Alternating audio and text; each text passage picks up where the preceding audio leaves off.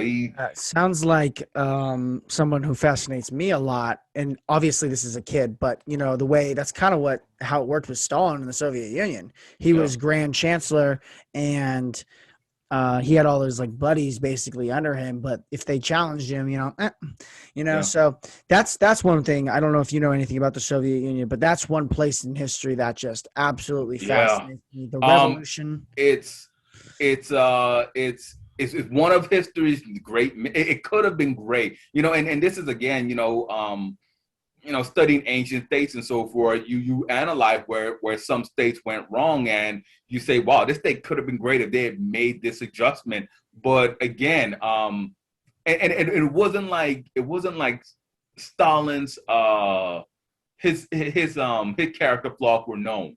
Lenin famously spoke out against Stalin, and he highlighted his fears about Comrade Stalin. But again, it's he really fit in with his period. You have to remember that when Stalin is accumulating all the power and not leaving office and trying and not even trying, but just doing things that would have gone against the Soviet constitution, you had Hitler doing that exact same thing in Germany. You had Mussolini doing that exact same thing in Italy. And interestingly enough, people put Franklin Roosevelt, in that position. When you when Yeah. you look at when you look at Roosevelt in 1932, the presidency wasn't between what's good for the American people; it's what's going to happen to the American Republic, right?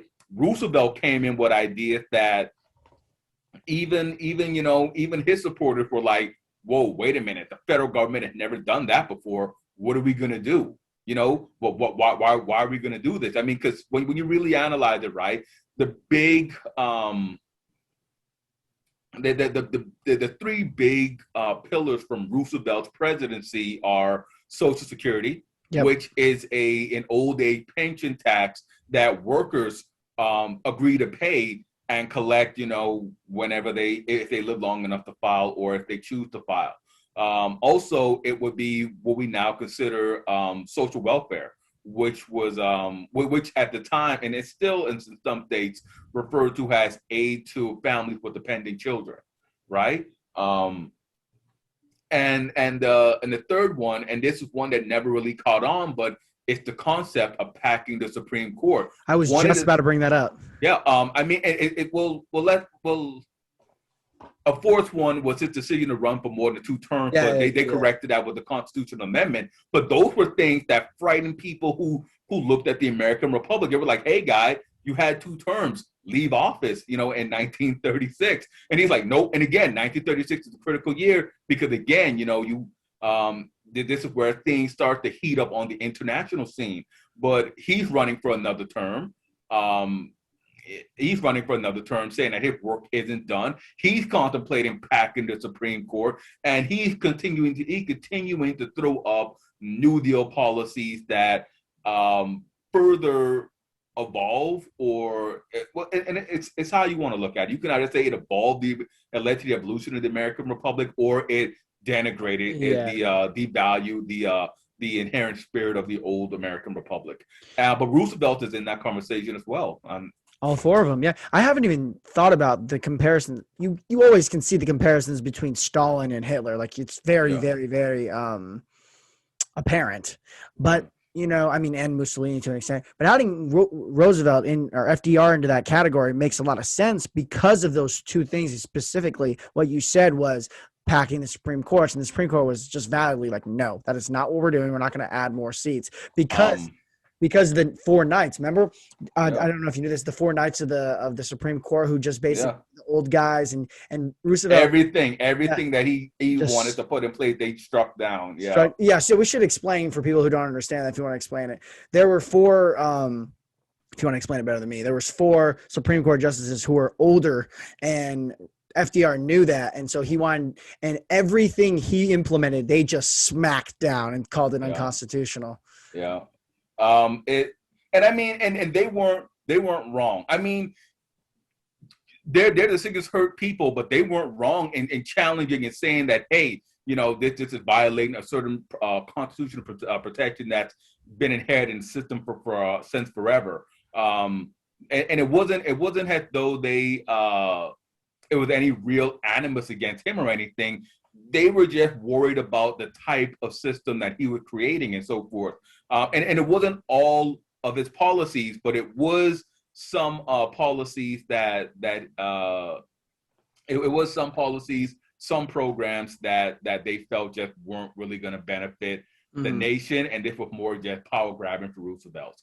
But yeah, and Roosevelt eventually backed away. The only reason, and I want to mention this too, and I think we should highlight it, that the only reason Roosevelt backed away from court packing was because one of the justices started to die off and retire, so he was able to put his people on the court. But again, it was shocking, and then it was also Roosevelt's expert use of propaganda. You have to remember that during Roosevelt's presidency, Stalin was Uncle Joe. Yeah. You have to remember those fireside. And again, this is another sort of innovation, and this is a comparison that last year, well, not even last year, but the last 2 years, whenever I taught, I drew between Roosevelt and Trump. Trump's tweeting was the 21st century version of Roosevelt's fireside chats. Roosevelt would, and again, this is before, this is like in the early years, the early season of mass communication. Roosevelt understood that he didn't have to talk to reporters, he didn't have to talk to his political colleagues, he didn't have to do anything. He just had to make his appeal to the American public, and that's what he did. He hosted a presidential, basically a podcast, a radio show, in which he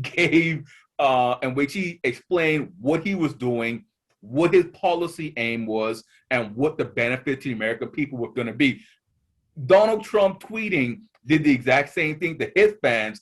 The only difference being is that when you hear Roosevelt give those fireside chats, even on something that you didn't like, you're like, wow, this guy's he's really charisma. clicking. Yeah, I mean, he knows what he is doing.